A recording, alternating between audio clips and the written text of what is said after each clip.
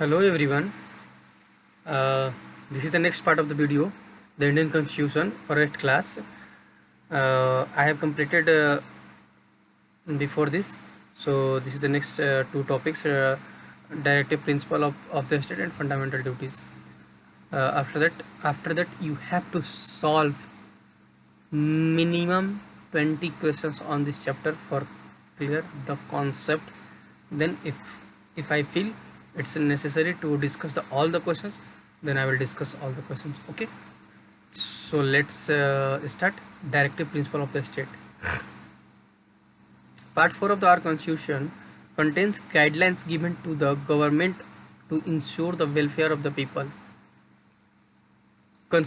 संविधान के चौथे भाग में एक गाइडलाइन दिया हुआ है गवर्नमेंट के लिए, जो ये सुनिश्चित करता है कि जो आपके कॉन्स्टिट्यूशन के अंदर, आपके देश के अंदर जो भी लोग रहते हैं, उनके वेलफेयर के लिए, उनके बारे में आप सोचने के लिए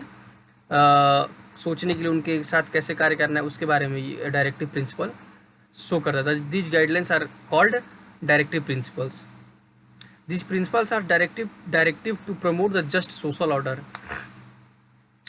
ये जो प्रिंसिपल है, इसमें सोशल ऑर्डर को फॉलो करने का, प्रमोट करने के लिए रूल्स दिए हुए हैं.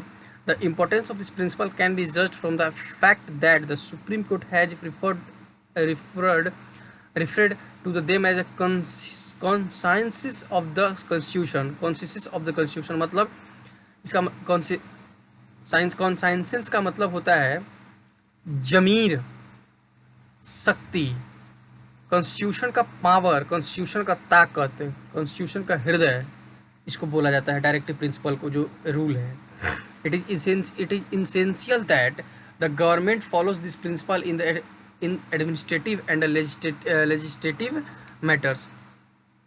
ये जरूरी है, ये इसेंशियल है कि गवर्नमेंट इसको एडमिनिस्ट्रेटिव और लेजिस्लेटिव में, लॉ मेकिंग में जरूर फॉलो करे. All this principles are considered primary in governments. All these principles are considered primary in governance. कानून पालन कराने में इनका उपयोग कराया जा सकता है. They are not enforceable in any court. इनको जबरदस्त, इनका जबरन कोई इनको कोर्ट में कोई घसीट नहीं सकता है. इतनी बातें आई होप आपको समझ में आई होंगी. ओके, उसके बाद फंडामेंटल ड्यूटीज़ के बारे में समझिए. किसी भी व्यक्ति के बाद, आप कॉन्स्टिट्यूशन की दूर की बात है, आप कॉन्स्टिट्यूशन से पहले बेसिक एग्जाम्पल आपको समझाते हैं फंडामेंटल ड्यूटीज़ का. आप एक स्टूडेंट हैं, ठीक है, तो आपकी फंडामेंटल ड्यूटीज़ क्या है? पढ़ाई करना और पढ़ाई करना, सिर्फ पढ़ाई और पढ़ाई. आपकी पढ़ाई में जो भी आवश्यकता है की ज़रूरत होंगी, वो आपके गार्जियन पूरा करेंगे. टीचर्स की उपयोग होगी तो टीचर्स पूरा करेंगे. आप सभी आवश्यकताओं का, सभी रिसोर्स का प्रयोग करके भी आप पढ़ाई ना करें, तो ये आपकी फंडामेंटल ड्यूटीज़ का उल्लंघन है. उसी तरीके से कॉन्स्टिट्यूशन बना तो उसमें भी कुछ फंडामेंटल ड्यूटीज़ दी गई, ठीक है. उसी वे में आप इसको समझिए. Rights can not exist in isolation. Rights and duties are linear interrelated. अधिकार और कर्तव्य एक दूसरे से रिलेट हैं. जैसे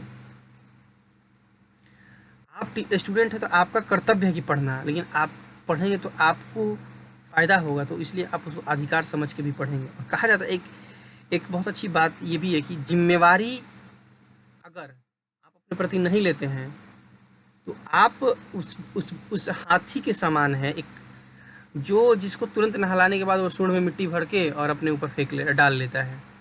तो जिम्मेवारियां बहुत ज़रूरी है. People will understand the value of rights only if they are under the obligation of performs certain duties. आपको इसका, अगर आपको छूट कर दिया जाए हर चीज़ का, तो आप किसी रूल रेगुलेशन को मानेंगे नहीं ना. तो उसी तरह से एक सर्टेन ड्यूटीज जब आपको दिया गया कि आपको ये काम करना ही करना है, आपको 10 बजे क्लास अटेंड करना है, लाइव क्लास होना है, तो आपको उसमें आना है. आपको 7 बजे आपकी स्कूल है तो 7 बजे आपको आना है. तो एक फंडामेंटल ड्यूटीज़ हुई. For this purpose the 42 amendment act of 1976 added some responsibility to our constitution called the fundamental duties. 1976 में 42वें संविधान संशोधन के द्वारा कुछ कॉन्स्टिट्यूशन में फंडामेंटल रिस्पॉन्सिबिलिटी दी गई, हमारे कॉन्स्टिट्यूशन को कुछ चीज़ें ऐड की गई, जिस जैसे the fundamental duties are follow are as follow we should protect the sovereignty unity and integrity of the country. जैसे कहा जाता है ना कि आप अपने घर की बातें किसी के साथ शेयर ना करें, घर की इज्जत मान मर्यादा को आप बरकरार रखें। उसी तरह से आप जिस देश में रखते हैं उस देश की सॉवरेनिटी, एकता, यूनिटी, एकता, सॉवरेनिटी, मान सम्मान, इंटीग्रिटी आपस में बना के जब तक नहीं रखेंगे, ये माना जाएगा कि आप फंडामेंटल ड्यूटीज़ का विरोध कर रहे हैं। जैसे we should show respect to our nation, हमें अपने देश के प्रति, जैसे कहा जाता है कि अपने घर पे अपने घर के प्रति हमें रिस्पेक्ट शो करना चाहिए, उसी तरह से हम अपने देश के प्रति भी हमें रिस्पेक्ट शो करना चाहिए। उसके बाद इसमें बैक वाले चैप्टर में, बैक वाले पेज पे है कि हमें